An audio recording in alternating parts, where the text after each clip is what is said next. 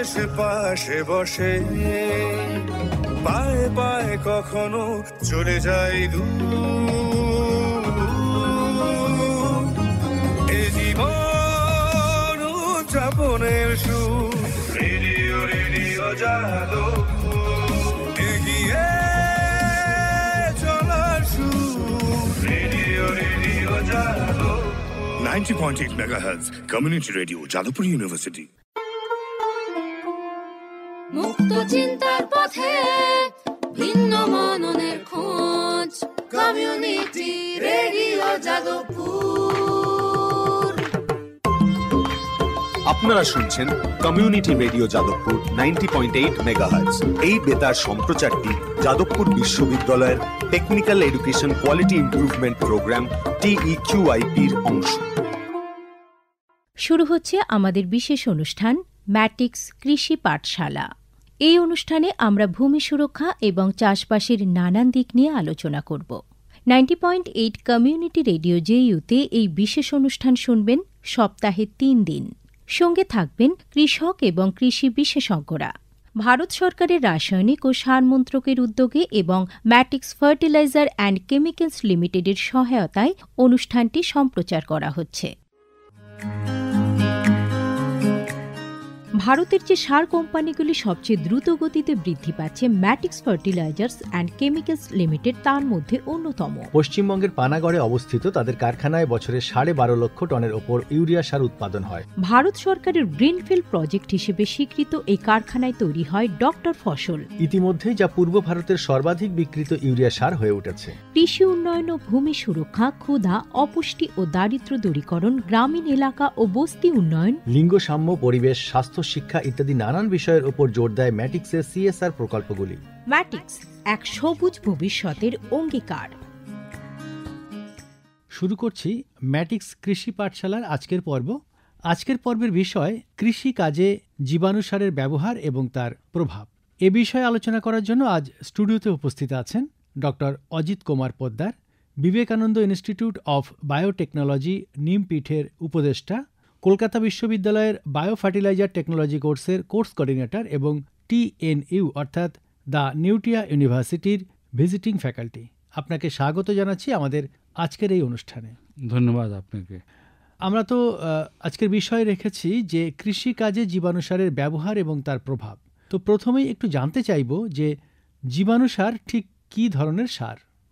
পূর্বে আমরা যখন ছাত্র ছিলাম তখন আমরা এই সারটাকে দুভাগে ভাগ করতাম, একটা ইনঅর্গানিক ফার্টিলাইজার আর একটা অর্গানিক ফার্টিলাইজার।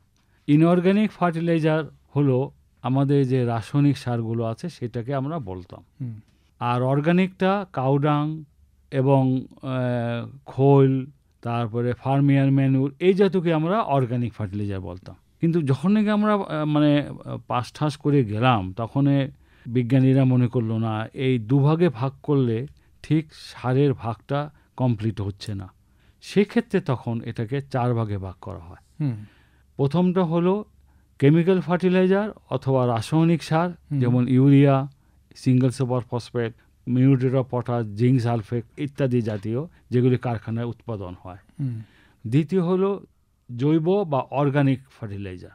সেগুলো সব ধরনের জৈব পদার্থ, কাউডাং হতে পারে, খোল হতে পারে, ফার্মিয়ার ম্যানুর হতে হবে, জেনারেল কম্পোস্ট হতে পারে, ভার্মি কম্পোস্ট হতে পারে, এগুলোকে তখন আমরা অর্গানিক ফার্টিলাইজার হিসাবে আইডেন্টিফাই করলাম। এছাড়া 3 নম্বর করা হলো, সেটা হলো বায়ো ফার্টিলাইজার অথবা জীবাণু সার। এই জীবাণু সারটা হলো এক ধরনের সার যার ভিতরে জীবন্ত জিনিস অবস্থান করে সার হিসাবে ব্যবহৃত হয়। যেমন ব্যাকটেরিয়া হতে পারে, যেগুলো আমরা সার হিসাবে ব্যবহার করব, বা ফাঙ্গাস হতে পারে, অথবা ব্লুগ্রিন এলজি হতে পারে, যেগুলো সার, কিন্তু সবাই লিভিং বিং। এই লিভিং বিংয়ের অ্যাক্টিভিটিটাকে জীবাণু সার হিসাবে ব্যবহার করা হয় এবং এদের ইংরেজিতে বলা হয় বায়ো ফার্টিলাইজার। আর এছাড়া আরেকটা সার আছে, তাহলে হলো সবুজ সার অথবা গ্রিন ম্যানুরি। সবুজ অবস্থার গাছে যে কোনো পার্ট বা গাছে আমরা যদি ব্যবহার করি জৈব সার হিসাবে, তো সেটাকে বলা হয় গ্রিন ম্যানুরি। এখন আজকে আপনাকে সার সম্বন্ধে বলতে গিয়ে বলবো, আমাদের দেশে কি ধরনের জীবাণু সার ব্যবহার হচ্ছে। হ্যাঁ, সেটাই জানতে চাইবো যে আমাদের দেশে এই জীবাণু সার কত ধরনের পাওয়া যায় হ্যাঁ, বা এখন ব্যবহার হয়? ব্যবহার হচ্ছে, যেগুলো নাকি কমার্শিয়ালি ব্যবহার হচ্ছে সেগুলো হলো, প্রথমত হলো ডাল জাতীয় শস্যে যে জীবাণু সারটা ব্যবহার করা হয় সেটাকে নাইট্রোজেন ফিক্সিং জীবাণু সার আমরা বলি। সেটাকে আবার 3 ভাগে ভাগ করা যায়। একটা হলো সিম্বায়োটিক নাইট্রোজেন ফিক্সিং জীবাণু সার, নন সিম্বায়োটিক নাইট্রোজেন ফিক্সিং জীবাণু সার, আর অ্যাসোসিয়েটিভ নাইট্রোজেন ফিক্সিং জীবাণু সার। এটা প্রথমটা যেটাকে সিম্বায়োটিক, সেটা হলো রাইজোবিয়াম এবং এক ধরনের লিগুম জাতীয় ক্রপের সাথে মিলেমিশে শিকড়ের ভিতরে গুটি তৈরি করে বাতাসে নাইট্রোজেন সংগ্রহ করে, সেটাকে বলা হয় সিম্বায়োটিক নাইট্রোজেন ফিক্সিং জীবাণু সার। নন সিম্বায়োটিক তারা সরাসরি মাঠে আপনি ব্যবহার করতে পারেন এবং তারা একরকম এনজাইম তাদের আছে, সেই এনজাইমের মাধ্যমে তারা বাতাস থেকে নাইট্রোজেন সংগ্রহ করে, নিজের প্রয়োজন মেটায় এবং অতিরিক্ত যে নাইট্রোজেনটা সেটা মাটিতে সরবরাহ করে এবং পক্ষান্তরে গাছ সেই মানে নাইট্রোজেনটা সংগ্রহ করতে পারে। সেটাকে বলে মানে নন সিম্বায়োটিক নাইট্রোজেন ফিক্সার। এটার এক্সাম্পল হলো অ্যাজোরোপ্যাকটা। এটা যে ধরনের নন লিগুম ক্রপে আপনি একটু ব্যবহার করতে পারেন। এরপরে আছে associative nitrogen fixing bio fertiliser. সেটা হলো ধান জাতীয়, ধানের শিকড় যদি আপনি তোলেন দেখবেন একটা শিকড় বা তার ব্রাঞ্চ শিকড় নেই, অনেক শিকড়। এটাকে বলা হয় গুচ্ছমূল বা ইংরেজিতে বলা হয় ফাইবারস রুট। এই ফাইবারস রুট এক ধরনের জীবাণু ব্যবহার করে জীবাণু সার হিসাবে কাজ করে। এটা হলো অ্যাসোসিয়েটিভলি কাজ করে, একদম রিওটের সাথে মিশে যেয়ে তারা বাতাসের নাইট্রোজেন ফিক্স করে। বাতাসে কিন্তু প্রচুর পরিমাণে নাইট্রোজেন থাকে, আপনি জানেন 78% নাইট্রোজেন আছে। অতএব সেখানে নাইট্রোজেনটা গ্রহণ করে নিজের প্রয়োজন মেটায় এবং ডিফিউজ পদ্ধতিতে গাছের থেকে অন্যান্য খাবার নেয় আর বাকি শুধু নাইট্রোজেনটাকে গাছে সরবরাহ করে। এটাকে বলা হয় অ্যাসোসিয়েটিভ নাইট্রোজেন ফিক্সার। অতএব নাইট্রোজেন ফিক্সিংয়ের জন্য আমরা 3 ধরনের জীবাণু সার ব্যবহার করি। এক, দ্বিতীয়ত সেকেন্ড যেটা নাকি ব্যবহার করি ফসফেট সলিবলাইজিং ব্যাকটেরিয়া। সেটা হলো এক ধরনের ফসফেট সলিবলাইজিং, এটা মাইক্রো অর্গানিজমও আছে, এছাড়া আমরা ব্যাকটেরিয়াও আছে, দুটোই জীবাণু সার হিসেবে ব্যবহৃত হয়। এরা কি করে, যখন না কেমন কৃষক ভাইরা মাঠে জীবাণু সারটা ব্যবহার করে তার 30% মাত্র গাছ নেয় আর 70% কিন্তু মাটির সাথে আটকিয়ে যায় এবং এইভাবে আটকায় যে অন্য কোনো মানে জীবাণু বা অন্য কোনোভাবে এটাকে আবারও অ্যাভেলেবেল ফর্মে আনা যায় না। শুধু ব্যবহার করে অ্যাভেলেবেল ফর্মে না আনতে পারলে তো আপনি ব্যবহার করতে পারবেন না, ব্যবহার করা যাচ্ছে না। কিন্তু এক ধরনের জীবাণু আছে যা ব্যাকটেরিয়া হতে পারে অথবা ফাঙ্গাস হতে পারে, তারা কিন্তু এই ফিক্সড হয়ে যাওয়া যে ফসফরাসটা আছে সেটাকে কিন্তু অ্যাভেলেবেল ফর্মে নিয়ে আসে, গাছের উপযুক্ত করে তৈরি করে এবং গাছ এখান থেকে গ্রহণ করতে পারে। এটা দুটো হলো। আর একটা পটাশ সলিবলাইজিং ব্যাকটেরিয়া, এরাও কিন্তু আমরা যে মিউরেট অফ পটাশ দিই তার কিন্তু সমস্তটা নেয়, 30 থেকে 40% মতো নেয় বা অনেক সময় 30-45 আমরা দেখেছি নেয়। তো তারাও কিন্তু কিছু তাদের সার বা কেমিক্যালগুলো মাটির সাথে এরকমভাবে আটকে যায়, ফলে তারা কিন্তু সেই পটাশটাকে তারা ব্যবহার করতে পারে না। সেই ক্ষেত্রে এক ধরনের মানে ব্যাকটেরিয়া আছে পটাশ সলিবলাইজিং ব্যাকটেরিয়া, তাদের ক্ষমতা আছে যে ওই ফিক্সড হয়ে যাওয়া বা আটকে যাওয়া যে পটাশটাকে অ্যাভেলেবেল ফর্মে নিয়ে এসে গাছের প্রয়োজন অনুযায়ী তারা সরবরাহ করতে পারে। অতএব কৃষক ভাইরা যখন নাকি যে মানে শস্য নিয়ে চিন্তা করে তখন কিন্তু তাকে NPK, আমরা কিন্তু নাইট্রোজেন 3 ধরনের জীবাণু সার ব্যবহার করছি, পটাশের জন্য 2 ধরনের, একটা ব্যাকটেরিয়া দ্বারা একটা ফাঙ্গাস দ্বারা ব্যবহার করছি, আরেকটা হলো পটাশ, সেটা মানে ব্যাকটেরিয়া দিয়ে ব্যবহার করছি। 3 ধরনের কিন্তু আমরা জীবাণু সারটা ব্যবহার করতে পারছি। এর ফলে কি হচ্ছে, আমাদের যে কেমিক্যাল আমরা যে আগে ব্যবহার করতাম রাসায়নিক সার, একটা কথা আছে ইংরেজিতে, constant use of the chemical fertiliser is not good for the soil health. হ্যাঁ, কেমিক্যাল ফার্টিলাইজার ব্যবহার করব, এটা ঠিকই আছে, কিন্তু যতটুকু প্রয়োজন ততটুকুই ব্যবহার করব, অতিরিক্ত মাত্রায় ব্যবহার করব না, তাতে কিন্তু সাইড এফেক্ট এসে যায়। অজন্য আমাদের দেশে এখন নাইট্রোজেন, ফসফরাস, পটাশের জন্য জীবাণু সার উৎপাদন হচ্ছে, কমার্শিয়ালি উৎপাদন হচ্ছে, তারপরে রিসার্চ বা ইউনিভার্সিটি উৎপাদন হচ্ছে এবং মাঠ পর্যায়ে কৃষক ভাইয়েরা ব্যবহারও করছে। আচ্ছা, আপনি যে জীবাণু সারের কথা বলছিলেন, তো সেই জীবাণু সার সংগ্রহ করে কিভাবে কৃষক বন্ধুরা তাদের মাঠে ব্যবহার করবেন? খুব সুন্দর একটা প্রশ্ন করেছেন আপনি, কারণ ব্যবহারটাই আসল। আমি উৎপাদন করলো, বিজ্ঞানীরা তৈরি করলো কারখানাতে, তারপরে মানে যারা কোম্পানিগুলো বাজারে দিল, কিন্তু সেটাকে ব্যবহার করাটা সবচেয়ে কিন্তু ইম্পর্টেন্ট। সঠিকভাবে ব্যবহার না করলে কাজ হবে না। কারণ আপনাকে বা কৃষক ভাইকে সবসময় মনে রাখতে হবে এর ভিতরে একটা জীবাণু আছে, যে জীবাণুটাকে জীবন্ত অবস্থায় মাঠে প্রয়োগ করতে হবে। অতএব তার কোনোটা যদি কমে যায়, মানে মারা যায়, সেই জীবাণু ব্যবহার করলে কিন্তু কোনো লাভ হবে না। অতএব প্রশ্নটা খুবই জরুরি আমাদের বর্তমান অবস্থার জন্য, কারণ এই জীবাণুগুলো অতিরিক্ত গরম এবং সরাসরি সূর্য আলোটাকে অ্যাভয়েড করলে ভালো হয়। প্রথম কথা আপনাকে প্রথমে মনে রাখতে হবে এটাকে অতিরিক্ত গরম থেকে রক্ষা করতে হবে এবং সূর্যর ডাইরেক্ট প্রভাব থেকে রক্ষা করতে হবে। মানে হলো মানুষ কমফোর্ট যেখানে ফিল করে, এইসব জীবাণুগুলো সেই ওইরকম কমফোর্ট জোনে আমাদের রাখতে হবে। অতএব আপনাকে অ্যাভয়েড করতে হবে সংগ্রহ করার পরের থেকেই, যেমন সরাসরি আপনি সূর্যের আলো না পড়ে, এবং এমন কোনো জায়গা আপনি রাখবেন না যেখানে নাকি সেই জীবাণুগুলো সরাসরি রোদ্দুর পরে বা খুব টেম্পারেচার হয়ে যায়। যেমন রান্নাঘরের কথা চিন্তা করুন, রান্নাঘরে এটা রাখবেন না, রাখবেন আপনি যে ঘরে ঘুমান, যে ঘরে থাকেন সেখানে রাখবেন, এবং সরাসরি জানলা বা দরজা দিয়ে যেমন রোদ না পড়ে সেটা। আর একটা কথা আপনাকে এর সাথে সাথে মনে রাখতে হবে যে এই জীবাণুগুলো কিন্তু এরোবিক ব্যাকটেরিয়া বা জীবাণু, ফলে আপনাকে হিপ করে রাখা যাবে না, হিপ করতে পারবেন না আপনি কখনো। অতএব হিপটাকে আপনি অ্যাভয়েড করতে হবে। আচ্ছা, এরপরে আপনি কিভাবে মাঠে ব্যবহার করবেন সেই পদ্ধতিটা একটু আমি আস্তে আস্তে বলছি, আপনি মনোযোগ দিয়ে একটু শুনেন, এবং কৃষক ভাইদেরও বলবো যে আপনারা যেমন জিনিসটাকে বুঝে নেবেন। আপনারা যদি বীজের সাথে ব্যবহার করেন তো বীজটা মসৃণ থাকে। যেই জীবাণু সার প্যাকেটটা আপনি আনবেন সেটা কিন্তু একটা ভার্মি কম্পোস্ট অথবা অ্যাজোলার কেরিয়ার ম্যাটেরিয়ালে থাকে, অথবা এটা জীবাণুটা সিডের গায়ে লাগবে না।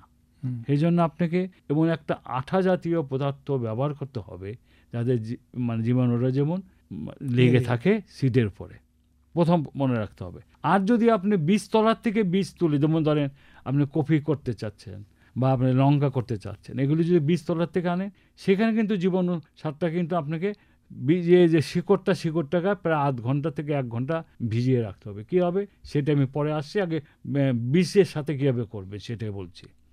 বীজের সাথে একরকম আঠা আমরা আগে ব্যবহার করতাম, গাম অ্যাকাসিয়া বা cellulose gum, it's very costly. এরপরে আমরা চিন্তা করলাম কৃষকরা এই কাজটা করতে যাবে না, কারণ এটা করতে হলে পরে আগুন জ্বালিয়ে এটাকে আঠাটাকে গলিয়ে ঠান্ডা করে তারপরে জীবাণু সার দিয়ে মিক্স করে তারপরে ব্যবহার করতে হতো। তো এই ভেজালটা করতে যাবে না। তখন আমরা চিন্তা করলাম কীভাবে করা যায়। তখন প্রথম আমরা গুড় দিয়ে চেষ্টা করলাম, তারপরে চিনি দিয়ে চেষ্টা করলাম, দেখি পিঁপড়ে এসে এটাকে ডিস্টার্ব করে। তখন আমরা চিটা গুড় ব্যবহার। আপনি জানেন যে আগের দিনে আমাদের দেশে মানে ঠাকুরদা বলেন দাদারা কিন্তু সিগারেট আর বিড়ি খেত না, হুক্কা খেত। ওইটা চিটা গুড় দিয়ে তামাকটাকে মাখানো হতো। তো ওটা দিয়ে আমরা দেখেছি, ফেলে দেখেছি যে পিঁপড়ে ওখানে আসে না, তিতো লাগে। তো ওটা আপনি ব্যবহার করতে পারি আমরা। সিটটাকে মুড়ির মোয়ার মতো এর গায়ে ভালো মতো লাগিয়ে পরে জীবাণুটাকে দিয়ে মিক্স করে ব্যবহার করা যেতে পারে। যদি ছোট ছোট বীজ হয় তো চিটাগুড় যদি কোনো কারণে মধ্যে বেশি পড়ে যায় তখন কিন্তু ওটা কিন্তু মানে কয়েকটা সিট এক জায়গা থাকে, এই জন্য একটু শুকিয়ে নিয়ে পরে মাঠে আপনি ব্যবহার করতে পারেন। এবং সেটা ব্যবহার করতে পারে আমাদের সাজেশন অনুযায়ী সকাল 9টার আগে ব্যবহার করা যায়, কিন্তু আমরা বলবো বিকাল 3টার পরে ব্যবহার করুন। তার ফলে হবে কি সারা রাত থাকবে না, রোদ সারা রাত থাকবে। অতএব জীবাণু ওদের একটা ল্যাজ থাকে, ফ্লাজেলা বলা হয়, ওরা অনুযায়ী সে নিচের দিকে চলে যাবে। অতএব বিকেলের দিকে ব্যবহার করবেন। আর যদি আপনি মনে করেন যে আমি মানে বীজতলার থেকে বীজ তুলে এনে করবো, তো সেখানে আপনি একটা পাত্রের ভিতরে জল যতটুকু নেবেন নিয়ে ওই আপনি ঠান্ডা ভাতের মারও ব্যবহার করতে পারেন, দিয়ে জীবাণু সার দিয়ে মিক্স করবে। মিক্স করে এই শিকড়গুলোকেও আধ ঘন্টা থেকে 1 ঘন্টা পর্যন্ত ভিজিয়ে রাখতে হবে। তারপরে এটাকে মানে মেইন ফিল্ডে যেয়ে ট্রান্সপ্লান্টিং করতে হবে। এই দুরকমভাবে আপনি যে একটা সিডে বললাম আর চলো শিকড়ে বললাম। আর এক ধরনের হয়, ধরেন আপনি যখন সোয়িং করছেন তখন জীবাণু সারটা অ্যাভেলেবেল হলো না, তখন কি করবেন? তখন কিন্তু জীবাণু সারটা এনে ভার্মি কম্পোস্ট অথবা অন্যান্য মাটির সাথে মিশিয়ে মাঠে ডাইরেক্ট ব্যবহার করা যায়। তবে সেই ক্ষেত্রে কিন্তু অনেক বেশি খরচা পড়ে যায়। ধরেন 1 বিঘা জমিতে 200 গ্রামের একটা প্যাকেটই এনাফ।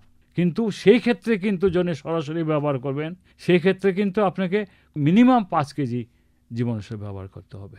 অতএব আমরা চাই ইকোনমিক্যাল পয়েন্ট অফ ভিউতে যে সিডের সাথে অথবা শিকড়ের সাথে ব্যবহার করুন। দূরে সে পাশে বসে পায়ে পায়ে কখনো চলে যায় দূর,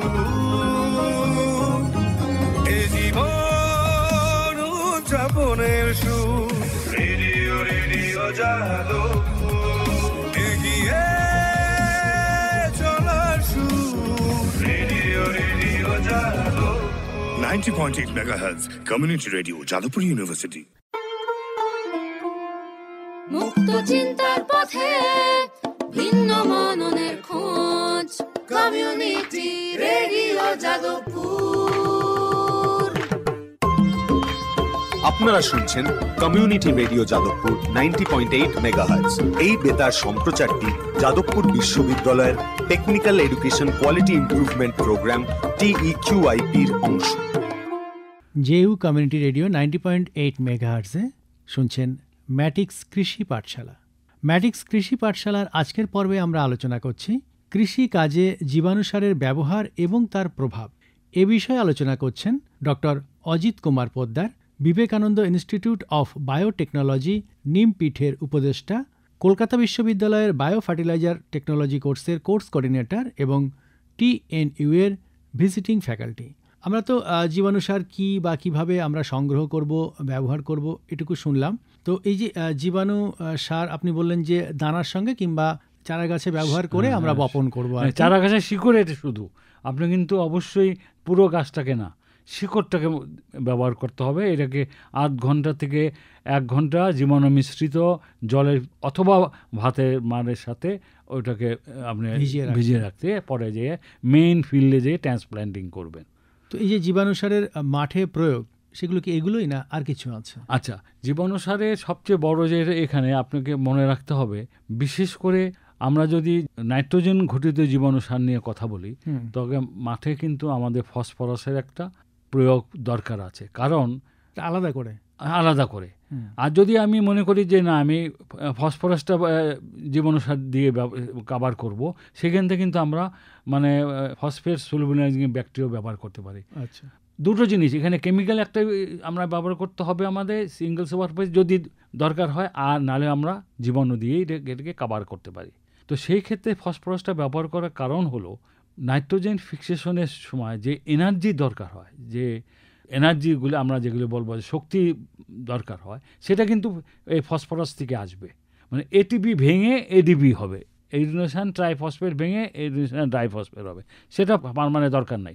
ফার্মার যদি বুঝতে চাবে যে যদি তার মাঠে ফসফরাসের অভাব থাকে, তাহলে কিন্তু সে সিঙ্গেল সুপার ফসফেট ব্যবহার করবে অথবা ফসফেট সলিউবলাইজিং ব্যাকটেরিয়া ব্যবহার করতে পারে জীবাণুসার হিসাবে। ওকে, এখন মাঠে প্রয়োগ করার পর আপনাকে কিভাবে বুঝবেন যে আপনি যে জীবাণুসারটা দিয়েছেন এটা কাজ করছে? একদম, হ্যাঁ, এটাকে আপনাকে বুঝতে হবে। ফল যদি না পান আপনাকে করবে না। অতএব প্রথম থেকে কিন্তু এটাকে আপনাকে বুঝতে হবে কৃষককে যে হ্যাঁ তার জীবাণুটা কাজ করছে। সেটা কীভাবে বুঝবে? পাশাপাশি যদি আপনার 1 বিঘে একটা জমি আছে, তার মধ্যে ধরেন আপনি 15 কাঠা জীবাণুসার দিয়ে করলেন, আর 5 কাঠা আপনি জীবাণুসার বিহীন করলেন। আপনি যে পদ্ধতিতে করেন সেটা 5 কাঠা করেন, আর 15 কাঠাটা আপনি কৃষক ভাইরা জীবাণুসার দিয়ে ব্যবহার পরীক্ষামূলকভাবে। তখন সে দেখতে পারবে যে জার্মিনেশনের দিক থেকে এই জীবাণুসার মিশ্রিত যে সিডগুলো আছে সেগুলো তাড়াতাড়ি জার্মিনেট করছে compare to the control plot. আমি বলতে চাচ্ছি যে ওটা কন্ট্রোল প্লট, ধরেন কৃষক যে কন্ট্রোল ব্যবহার করছে কন্ট্রোল প্লটে, সেখান থেকে কিন্তু জার্মিনেশন পার্সেন্টেজটা এখানে বাড়বে।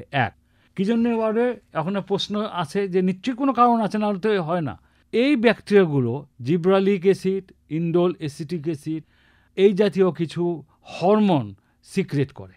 এই সিক্রেট করলে পরে কিন্তু গাছের এই গ্রোথটা বা জার্মিনেশনটা ইনহ্যান্স করে বা বৃদ্ধি করে। ফলে এই কন্ট্রোল প্লটের চাষি ভাইয়ের যে প্লটটা, তার থেকে এই জীবাণুসার মিশ্রিত যে প্লটটা সেটা অনেক আগেই জার্মিনেশন করবে প্রথমটা।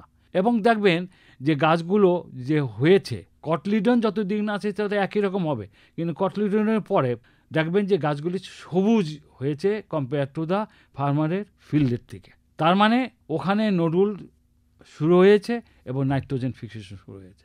এবং যখন নাকি গাছটা আস্তে আস্তে দিন বাড়বে তখন দেখতে থাকবেন, কম্পেয়ার যদি করেন যে এই গাছটা অনেকটা বুশি হয়েছে, ডালপালা বেশি হয়েছে এবং গ্রিনের দিক দিয়ে, সবুজের দিক দিয়ে এটা বেশি। যত বেশি গ্রিন হবে তত বেশি ফটোসিনথেসিস হবে, আর যত বেশি ফটোসিনথেসিস হবে, বাংলাতে বলে সালোক সংশ্লেষণ, সেটা যত বেশি সালোক সংশ্লেষণ হবে তত খাদ্য উৎপাদন হবে এবং আলটিমেটলি যে আমাদের সেই ইলটা কিন্তু বৃদ্ধি পাবে।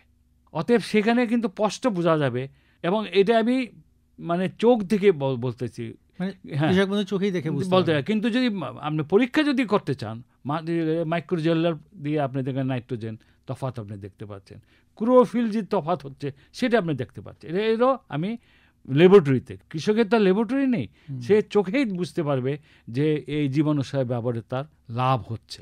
সে মাঠের গাছগুলো চেহারা দেখে বুঝতে পারবে যে হ্যাঁ এটা তফাৎ আছে।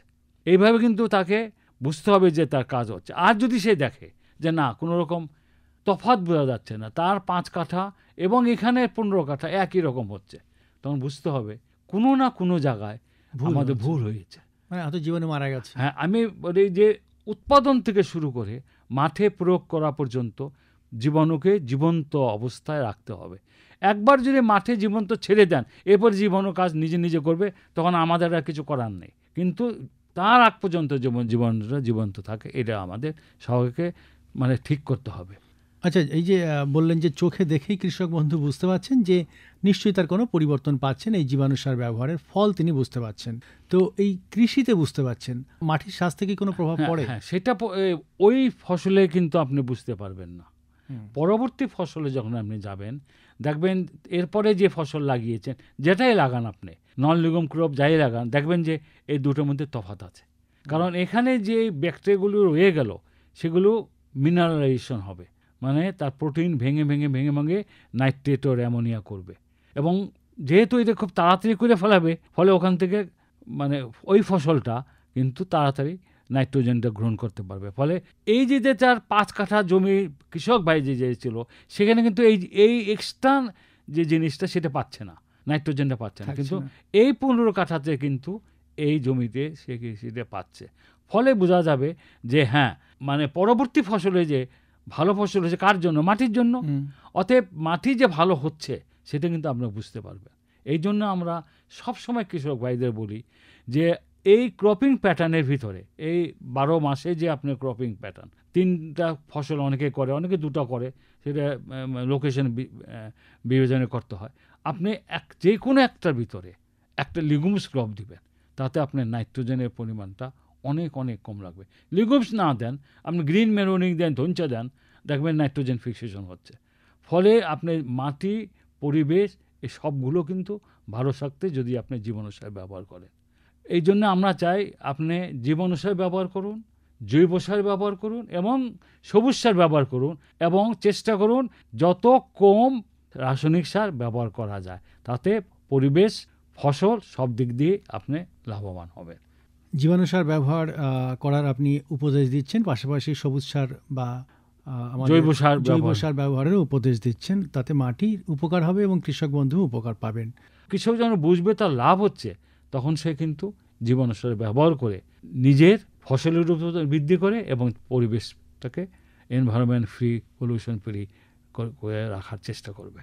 বলছি, ধরুন আপনি প্রথমেই বললেন যে অনেক প্রকারের সার আছে, তার মধ্যে ডাল জাতীয় শস্যে আমরা এই জীবাণু সার ব্যবহার করব বা জীবাণু সার ব্যবহার করলে ভালো ফল পাওয়া যাবে। অন্যান্য চাষের ক্ষেত্রেও আপনি বললেন আর কি।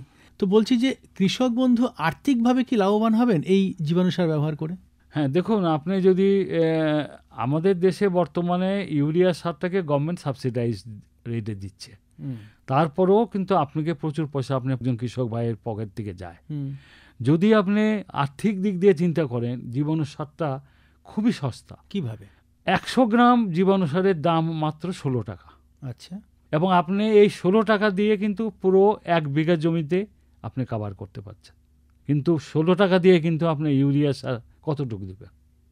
আর্থিক দিক দিয়ে যথেষ্ট লাভ, কিন্তু আমরা চাই যে কৃষকরা যত ধরনের জীবাণুসার আছে তা মাটিতে ব্যবহার করুক বা ফসলের জন্য ব্যবহার করুক, যে যেটা দরকার। সব জীবাণুসার সবার জন্য দরকার হবে না, যার যেটা দরকার সেই জিনিসটা সে ব্যবহার করুক। দরকার কোনটা সেটা সে কিভাবে ধরেন বুঝবে? ফসফরাস এবং পটাশ সমস্ত ফসলে আপনি দিতে পারবেন, কিন্তু কমন, কিন্তু রাইজোবিয়াম শুধু লিগুম জাতীয় ক্রপে দিতে পারবে। সেটা কি টেস্ট করে দেখতে হবে? হ্যাঁ, টেস্ট করে দিতে। এবং রাইজোবিয়াম শুধু রাইজোবিয়াম বললে হবে না, রাইজোবিয়ামের 7টা ভাগ আছে। তার মধ্যে যেমন মুসুরি, ছোলা এক জাতীয় জীবাণু সার দেওয়া কাজ করতে পারবে না। মুসুরির যে জীবাণু সারটা, সে মুসুরিতেই শুধু মানে নুডল তৈরি করে নাইট্রোজেন ফিক্স করবে। ছোলার যে জীবাণু সার, সে ছোলাতে করে করবে। তখন কিছু কিছু আছে, যেমন ধরবেন মুসুরি, মানে খেসারি এবং মটর, এটা কিন্তু আপনি এক জাতীয় রাইজোবিয়াম দিয়ে দিতে পারবেন, রাইজোবিয়াম লিগুমিনোসেরাম। এটাকে ক্রস ইনোকুলেশন বলে। তো আপনাকে জানতে হবে, আপনি না জানলেও যেখান থেকে কিনবেন তাদের কাছে জিজ্ঞেস করবেন যে আপনি কোন প্রথম বলবেন যে আপনি এই চাষটা করতে চান, সেই জন্য তারা সেই অনুযায়ী রাইজোবিয়ামটা দিবে, মানে এই যেই রাইজোবিয়াম যার দরকার সেটা দিবে, ঠিক আছে। কিন্তু যদি আপনি বলেন আমি নন লিগুম ক্রপ করব, আমি পাট করব, আমি তিল করব, আমি সর্ষে করব, সেক্ষেত্রে কিন্তু আপনি নন সিম্বায়োটিক নাইট্রোজেন ফিক্সার নিতে হবে, তার নাম হলো অ্যাজোটোব্যাক্টা। এটা আপনি নন লিগুম জাতীয় সব ক্রপে ব্যবহার করতে পারবেন, ঠিক আছে। আর যদি বলেন যে আমি ধান করব বা পেঁয়াজ করব বা আমি ইক্ষু করব, মানে সুগারকেন করব, সেক্ষেত্রে কিন্তু আপনাকে অ্যাজোস্পিরিলিয়াম আনতে হবে, যে নাকি ভাইবাস রুটের মধ্যে কাজ করে। অর্থাৎ আপনাকে বুঝতে হবে কোন জিনিসটা কি, আপনি রোগ যা হয়েছে সেই অনুযায়ী কিন্তু ডাক্তার ওষুধ দিবে, অন্য ওষুধ দিলে কিন্তু কাজ করবে না। তাহলে জেনে বুঝে কৃষক বন্ধুরা এটাকে প্রয়োগ করবেন। জেনে বুঝে যদি কৃষক ভাইরা ব্যবহার করেন, 100% আমি বলতে পারি এতে উপকার পাবেন। ক্ষতি তো কোনো কিছু নেই, এতে কোনো সাইড এফেক্ট নেই, কোনো ক্ষতি নেই, কিন্তু উপকার পাবেন যদি আপনি সঠিকভাবে ব্যবহার করেন। আপনি আমার কাছ থেকে এক প্যাকেট জীবাণু সার নিয়ে আসলেন, আর সারাদিন ভরে বাসের উপরে রাখলেন সেই প্যাকেটটাকে, তার ভিতরে আপনি বুঝতে পারবেন না, কারণ এর খালি চোখে দেখা যায় না জীবাণুগুলিকে। অতএব আপনি সমস্ত জীবাণু মেরে ফেললেন। অতএব এই মৃত এই সার নিয়ে আপনি কি করবেন? অতএব আপনাকে বুঝতে হবে যে উৎপাদন থেকে শুরু করে ব্যবহারের আগ পর্যন্ত জীবাণুগুলোকে যেমন একটা নির্দিষ্ট পরিমাণে তাদের নাম্বারটা নির্দিষ্ট রেখে তাদের জীবন্ত রাখতে হবে, তবেই কিন্তু আপনি মানে এই জীবাণু সার থেকে সত্যিকারে ফলাফল আশা করতে পারেন। ম্যাটিক্স কৃষি পাঠশালা আজ এ পর্যন্তই। আজ আমরা আলোচনা করছিলাম কৃষিকাজে জীবাণু সারের ব্যবহার এবং তার প্রভাব। এ বিষয়ে আলোচনা করার জন্য আমাদের সঙ্গে এতক্ষণ স্টুডিওতে উপস্থিত ছিলেন doctor Ajit Kumar Poddar, Vivekananda institute of biotechnology নিমপীঠের উপদেষ্টা, কলকাতা বিশ্ববিদ্যালয়ের বায়ো ফার্টিলাইজার টেকনোলজি কোর্সের কোর্স কোঅর্ডিনেটর এবং TNU এর ভিজিটিং ফ্যাকাল্টি। আপনাকে অনেক অনেক ধন্যবাদ। আপনাকেও ধন্যবাদ। এতক্ষণ শুনলেন আমাদের বিশেষ অনুষ্ঠান ম্যাটিক্স কৃষি পাঠশালা। ভারত সরকারের রাসায়নিক ও সার মন্ত্রকের উদ্যোগে এবং ম্যাটিক্স ফার্টিলাইজার অ্যান্ড কেমিক্যালস লিমিটেডের সহায়তায় অনুষ্ঠানটি সম্প্রচার করা হলো। কেমন লাগলো এই অনুষ্ঠান আমাদের জানাতে পারেন 0332457262 নম্বরে। আপনারা আমাদের মেলও করতে পারেন radio.ju@gmail.com এ। আমাদের ইউটিউব চ্যানেল রেডিও জেইউ, এখানেও আপনারা এই বিশেষ অনুষ্ঠানটি শুনতে পারেন। আর আমাদের ইনস্টাগ্রাম আইডি radio_JU আপনারা ফলো করতে পারেন। আজকের মতো ম্যাটিক্স কৃষি পাঠশালা এ পর্যন্তই। শুনতে থাকুন কমিউনিটি রেডিও জেইউ 90.8 মেগাহার্টজে। ভারতের যে সার কোম্পানিগুলি সবচেয়ে দ্রুত গতিতে বৃদ্ধি পাচ্ছে ম্যাটিক্স ফার্টিলাইজার্স অ্যান্ড কেমিক্যালস লিমিটেড তার মধ্যে অন্যতম। পশ্চিমবঙ্গের পানাগড়ে অবস্থিত তাদের কারখানায় বছরে 12.5 লক্ষ টনের ওপর ইউরিয়া সার উৎপাদন হয়। ভারত সরকারের গ্রিনফিল্ড প্রজেক্ট হিসেবে স্বীকৃত এই কারখানায় তৈরি হয় ডক্টর ফসল। ইতিমধ্যেই যা পূর্ব ভারতের সর্বাধিক বিক্রিত ইউরিয়া সার হয়ে উঠেছে। কৃষি উন্নয়ন ও ভূমি সুরক্ষা, ক্ষুধা, অপুষ্টি ও দারিদ্র্য দূরীকরণ, গ্রামীণ এলাকা ও বস্তি উন্নয়ন, লিঙ্গ সাম্য, পরিবেশ, স্বাস্থ্য, শিক্ষা ইত্যাদি নানান বিষয়ের উপর জোর দেয় ম্যাটিক্সের CSR প্রকল্পগুলি। ম্যাটিক্স এক সবুজ ভবিষ্যতের অঙ্গীকার। মুক্ত চিন্তার পথে ভিন্ন মননের খোঁজ, কমিউনিটি রেডিও যাদবপুর। আপনারা শুনছেন কমিউনিটি রেডিও যাদবপুর 90.8 মেগাহার্টজ। এই বেতার সম্প্রচারটি যাদবপুর বিশ্ববিদ্যালয়ের technical education quality improvement programme TEQIP-র অংশ। দূরে সে পাশে বসে পায়ে পায়ে কখনো চলে যায় দূর। এ জীবন উদযাপনের সুর, রেডিও রেডিও যাদবপুর, এগিয়ে চলার সুর, radio radio Jadavpur 90.8 megahertz community radio Jadavpur university.